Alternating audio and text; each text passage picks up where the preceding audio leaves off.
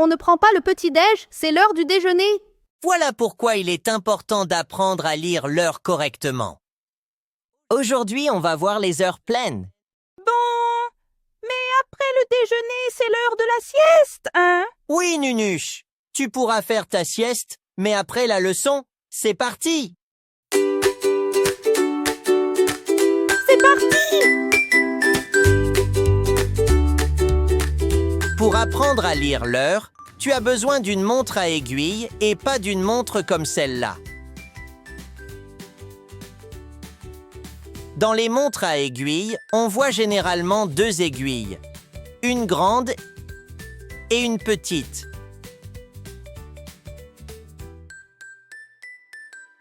On va se concentrer sur la grande et la petite.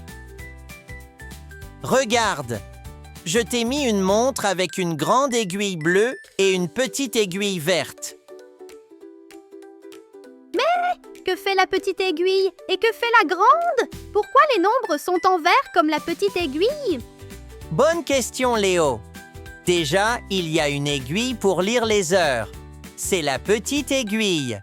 Elle est verte comme les nombres. Comme ça, quand on regarde la petite aiguille, on lit le nombre qu'elle montre et ce sont les heures. Donc, si l'aiguille verte montre le 4, il est 4 heures. Ou si elle montre le 7, il est 7 heures. Mais il y a toujours des minutes avec les heures. Elles sont où? Bien vu, Nunuche. Les minutes sont représentées par la grande aiguille bleue. Tu verras qu'elle bouge plus vite que la petite aiguille, car les minutes passent plus vite que les heures. La grande finit toujours par dépasser la petite. Tu vois, si j'accélère les aiguilles, on voit que la grande aiguille des minutes tourne plus vite que celle des heures. En CP, tu avais appris à lire les heures pleines où l'aiguille des minutes était sur le 12, ce qui correspondait à 0 minute. Comme sur cette horloge, on peut lire qu'il est 7 heures, ou on peut dire 7 heures et 0 minute ou 7 heures pile. Mais maintenant que tu es en CE1, on va faire bouger la grande aiguille des minutes. Regarde, je vais ajouter des nombres en bleu autour de l'horloge.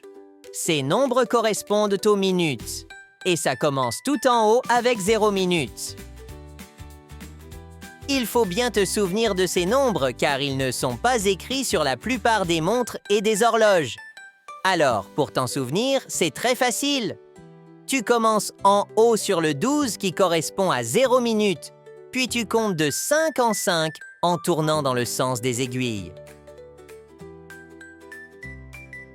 Donc, si ta grande aiguille est ici et que tu te souviens plus du nombre des minutes, tu comptes de 5 en 5 à partir de 0 tout en haut.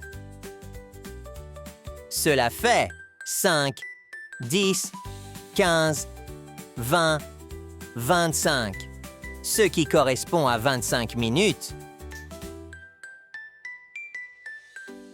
Maintenant, on va bouger l'aiguille des minutes. Regarde. Pour bien lire l'heure, on commence toujours par les heures et ensuite on regarde les minutes. Ici, il est 12 heures car la petite aiguille indique le chiffre 12. Puis on regarde l'aiguille des minutes. Ici, l'aiguille des minutes indique le nombre 15. Pour les minutes, on regarde bien les nombres en bleu. Alors, il est 12 heures 15 minutes. On peut dire aussi, il est midi 15. Ou encore midi et quart. Ah, le mot « quart ». Mais on a déjà vu ça dans les fractions, je crois. Et oui, quand on partage le quart de quelque chose, c'est que l'on partage en 4. Et si on partage l'horloge en 4 parties? Le premier quart correspond à 15 minutes. C'est pour ça que l'on peut dire 12h15 ou 12h15. Mais si on rajoute encore un quart, c'est comme si on partageait l'horloge en deux. Eh oui, Léo! C'est la moitié de l'horloge. Alors, comme dans les fractions, quand on fait la moitié de quelque chose, on dit que l'on fait un demi.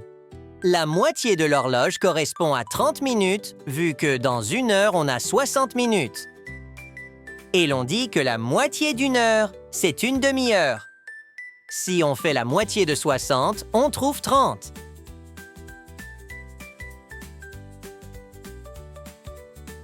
Regarde! J'ai changé les aiguilles. On commence d'abord par les heures. On voit qu'il est 9 heures. Attention! Ici, l'aiguille est située entre 9 heures et 10 heures. Donc, il est 9 heures. Puis on regarde l'aiguille des minutes. Elle indique le nombre 30. Attention! On regarde toujours les nombres en bleu pour les minutes. Donc on peut dire qu'il est 9 heures 30 minutes. Ou l'on peut dire aussi, il est 9 heures et demie.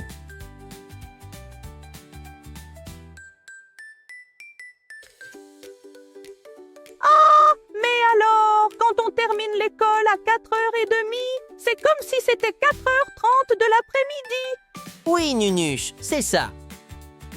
Voici un petit résumé de tout ce que l'on a appris de nouveau. D'un côté, le quart d'heure qui représente 15 minutes. Et la moitié d'une heure qui représente une demi-heure. Maintenant, on va apprendre à différencier les heures du matin et les heures de l'après-midi. Jusqu'à maintenant, on ne lisait que les heures du matin. Elles commencent à 12 heures. Mais on peut dire minuit, puis on a 1 heure du matin, 2 heures du matin, 3 heures du matin, etc. Jusqu'à 12 heures que l'on dit midi. Et là, on commence les heures de l'après-midi. Après 12 heures, on a 13 heures, 14 heures, 15 heures, 16 heures, 17 heures, 18 heures, 19 heures, 20 heures, 21 heures, 22 heures, 23 heures et 24 heures qui fait minuit. Les heures de l'après-midi ne sont pas écrites sur nos montres ou nos horloges. Il faut les connaître par cœur.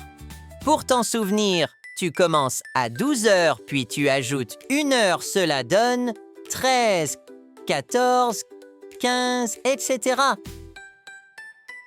Essayons ensemble. Donne-moi l'heure de l'horloge du matin et de l'après-midi.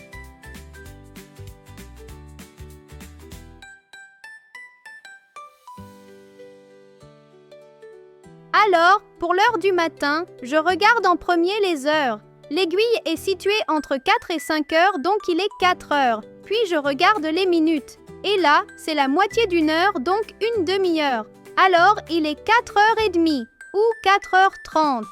Pour l'heure de l'après-midi, je regarde les heures et je les mets en heure du soir. Si je regarde le tableau, je vois que 4 heures correspond à 16 heures. Les minutes ne changent pas. Donc, il est 16h30. Bravo, Léo! Tu as tout compris.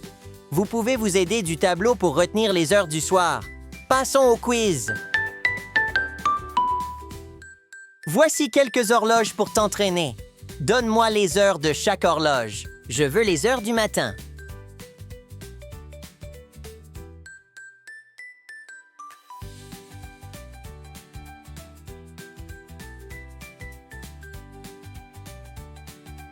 Voici les réponses.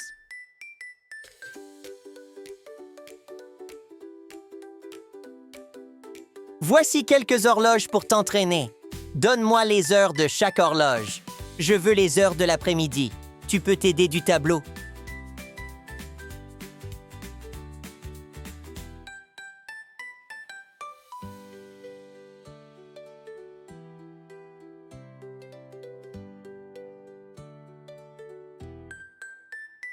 Voici les réponses.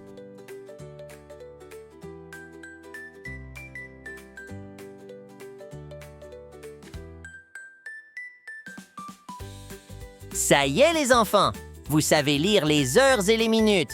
Retenez bien les heures du soir. C'est important pour se repérer dans la journée. Merci, Maître Lama. J'ai tout compris.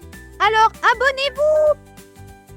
Et moi, je vais faire la sieste, puis prendre mon goûter quand il sera 4 heures. Abonne-toi. Au revoir, les amis.